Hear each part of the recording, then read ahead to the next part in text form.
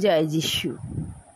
পিতা পুত্র পবিত্র আত্মাকে ধন্যবাদ দিই, প্রশংসা করি, গৌরব করে আমি আমার জীবন্ত ঈশ্বরের জীবন্ত বাক্য আমি শুরু করছি। প্রিয় ভাই বোন, সকল ঈশ্বর ভক্ত, ঈশ্বর অনুসারী, ঈশ্বর সন্তানদের কাছে তোমাদেরকে জানাই আমার বুক ভরা, হৃদয় ভরা ভালোবাসা আর জয় যিশু।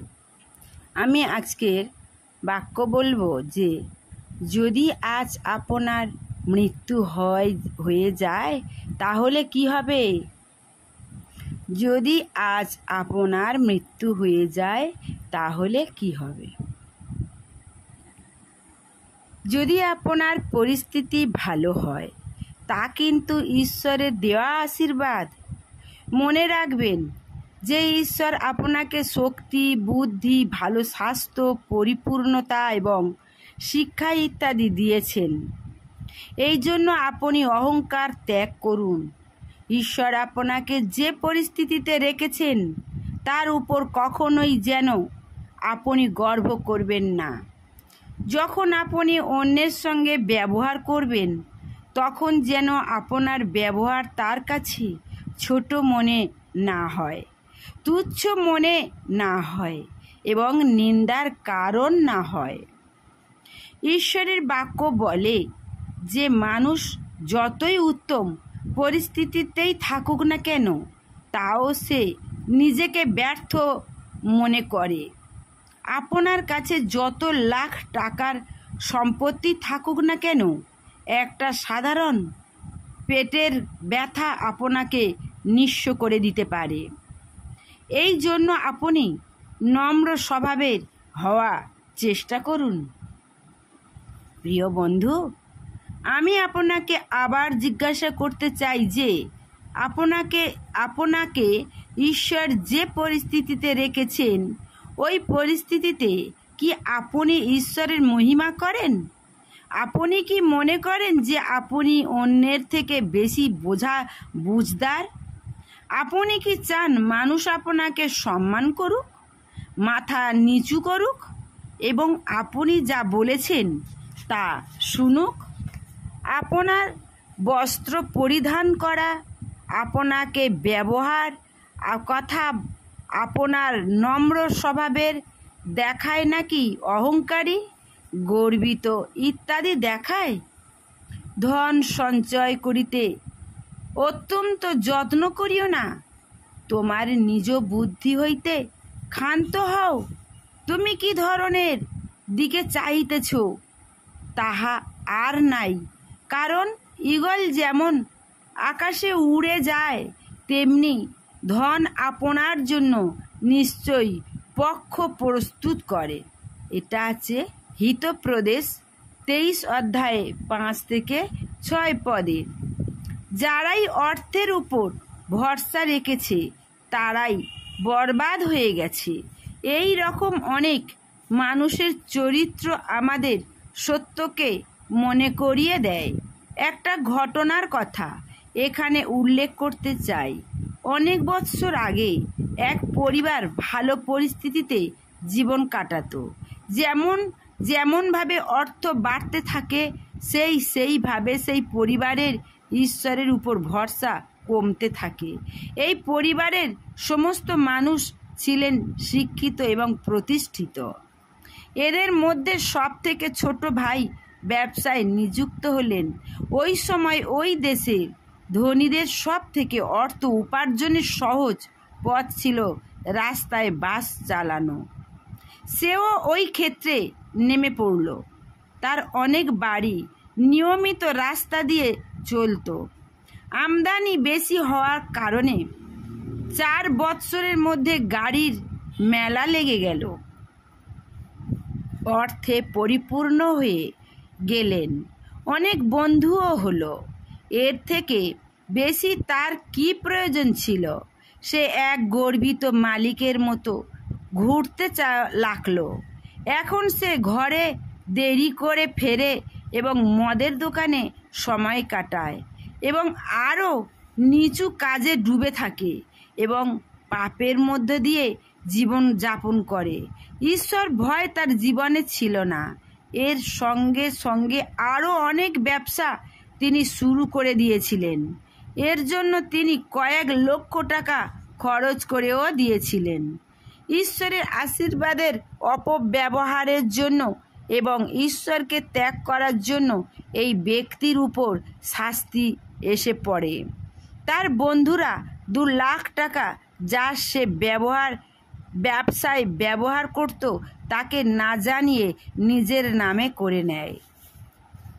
কথিত আছে, আকাশ থেকে পড়া এবং খেজুরে আটকা। ওই রকমই ওই ব্যক্তির সঙ্গে হলো। তার গাড়ি দুর্ঘটনাগ্রস্ত হলো। এখন ধারে ডোবা ব্যক্তিকে আর কেউ টাকা ধার দিতে চাইল না। যে গাড়িগুলি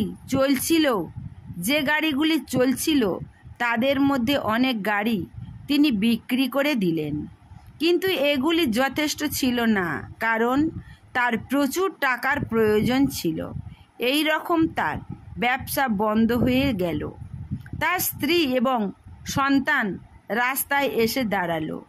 সমস্ত কিছু হারানোর ফলে ওই ব্যক্তি মানসিক ভারসাম্য হারিয়ে ফেললেন। তিনি তার স্ত্রী পুত্রকে ছেড়ে কোথায় চলে গেলেন তার কোনো খোঁজ ছিল না। পাগলের মতো ঘুরতে থাকলেন। পরার মতো বস্ত্র তার ছিল না। সময় মতো খাবার দেওয়ার কেউ ছিল না। এমনকি সেবা করার মতো কেউ ছিল না। তার সমস্ত বন্ধু তাকে ছেড়ে চলে গিয়েছিল। দেখুন মানুষের অবস্থা। এক সময় তিনি সুখ স্বাচ্ছন্দ্যে জীবন কাটিয়েছিল। সমাজের একজন প্রতিষ্ঠিত মানুষ ছিলেন। সব থেকে নামি হোটেলে যাতায়াত ছিল এবং ভালো খাবার গ্রহণ করতেন। ঈশ্বরের বাক্যের মধ্যেই আমাদের বলে যে বড়লোক হওয়ার জন্য পরিশ্রম করবেন না। ধনবান হওয়ার জন্য আপনি কোনো সমস্যায় সাহায্য নেবেন না। সন্দেহ নেই যে মানুষ এই সংসারে তৎকালীন অর্থের উপর মন দেন তিনি নিরাশ এবং দুঃখী হন। লুক রচিত সুসমাচারে প্রভু যীশু একজন ধনবানের বিষয় বলেছেন। ওই ব্যক্তি ছিলেন ওই দেশের সবচেয়ে অবস্থাপন্ন মানুষ। তার কাছে 1000 একর জমি ছিল, একটা সুন্দর বাড়ি ছিল। তিনি একদিন নিজের সঙ্গে নিজে কথা বলেছিলেন। আপনিও হয়তো এমন কিছু মানুষকে জানেন যারা নিজেরা নিজের সাথে কথা বলেন। এই ধনবান ব্যক্তি নিজের সঙ্গে নিজে কথা বলতে লাগলেন। আমি ধনী, আমার সমস্ত ফসল পেকে গেছে, আমার ক্ষেতে প্রচুর ফসল। আমি কি করব? আমি একটা কাজ করব। আমি নিজের গোলাঘর ভেঙে আরও বড় করব এবং সেখানে আমার অন্ন এবং সম্পত্তি রাখব এবং নিজের প্রাণকে বলবো, তোমার কাছে বহু বছর ধরে সম্পত্তি রাখা আছে, বিশ্রামের সঙ্গে খেয়ে পড়ে সুখে শান্তিতে থাকো। এই রকমভাবে এই ধনবান নিজের জীবনের উপর ভরসা রেখেছিলেন। তিনি নিজের আনন্দ এবং দীর্ঘায়ু কামনা করেন। তখন ঈশ্বর তাকে একটা প্রশ্ন করলেন, হে মূর্খ, যদি আজ রাতেই তোমার প্রাণ তোমার থেকে নিয়ে নেওয়া হয়, তাহলে এতদিন যা জমা করেছেন তা কার হবে? এর থেকে কি লাভ হবে? আমরা যেন এই গভীর সত্যটাকে উপলব্ধি করতে পারি। বাইবেল বলে যে যেমনভাবে পাখি আকাশ দিয়ে উড়ে যায়, সেই রকমভাবে যে অর্থের উপর আপনি ভরসা রাখেন তা একদিন চলে যাবে। এটি কিন্তু অস্থায়ী। এই জন্য আপনি এর ব্যাপারটা মনে রাখবেন যে আপনার ভরসা আপনার অর্থের উপর নয়, বরং ঈশ্বরের উপর হওয়া উচিত। যখন মানুষ একটা শবকে কবর দিতে নিয়ে যায়, ওই সময় অনেক গান গাওয়া হয়। ওই সময় গান গাওয়া এবং শোনা কিছু মানুষের পছন্দ হয় না। যদি আমরা ওই গানগুলি মন দিয়ে শুনি, তখন তার পঙ্ক্তিগুলি আমাদের সবসময় সঠিক বিবেকের সঙ্গে নিজেদের জীবন চালাবার জন্য সাহায্য করবে। ওই গানগুলির মধ্যে একটা গান হচ্ছে, আমি সময়ের রথে চড়ে স্বর্গে যাত্রা করছি এবং নিজের স্বদেশ দেখার জন্য দৌড়াচ্ছি। এই গানের লাইনগুলি আমাকে ভাবিয়েছে, শারীরিক সুখ খোঁজার সময় এখন নয়, নিজের দেশে ঈশ্বরের মুখ দেখার জন্য আমি ইচ্ছুক। যাত্রাকালে বোঝা বাড়াতে চাই না, একটু রুটি খিদের জন্য এবং একটু জল তৃষ্ণার জন্য যথেষ্ট। এটাই কি সত্য নয়? এই সংসারে আমাদের জীবন কয়েক মুহূর্তে নিজের অর্থের উপর ভরসা রাখবেন না। আপনার জীবনের উদ্দেশ্য যেন শুধু অর্থ উপার্জন না হয়। আমরা আমাদের টাকাকে ঈশ্বরের কাজের জন্য এবং ঈশ্বরের রাজত্ব বাড়াবার জন্য নিজের ইচ্ছা অনুযায়ী দেওয়ার প্রয়োজন। যিশু বলেছেন, নিজের জন্য পৃথিবীতে অর্থ জমা করার প্রয়োজন নেই, যেখানে পোকা এবং অন্য কেউ বিরক্ত করে। আত্মার অনন্ত রাজ্যের জন্য যতটা সম্ভব আপনার অর্থ খরচ করুন। বন্ধু, ঈশ্বর আপনাকে যে পরিস্থিতিতে রেখেছেন তাতে তার উপর বিশ্বস্ত থাকুন। আপনি পরিবার সমেত ঈশ্বরের রাজ্য বাড়াবার জন্য নিজের অর্থ খরচ করুন।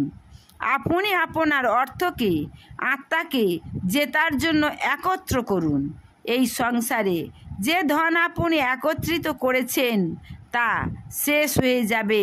যদি আমরা ঈশ্বরের রাজ্য বাড়াবার জন্য ব্যবহার করি, তাহলে স্বর্গে যাওয়ার পর ফল পাওয়া যাবে এবং এই পৃথিবীতে আনন্দ ও শান্তির সঙ্গে জীবন কাটাতে পারবে। জয় যিশু তোমাদের সবাইকে। আজ এই সুন্দর বাক্য তোমাদের প্রভু দিয়েছে।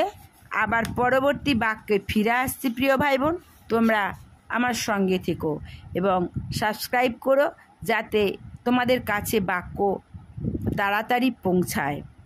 আমার ভালোবাসা নিও এবং তোমাদের ভালোবাসার সাহায্য আমাকে দান করো। জয় যিশু। সবাই ভালো থেকো, সুস্থ থেকো। ঈশ্বর আশীর্বাদ করুক যিশু নামে তোমাদের। জয় যিশু।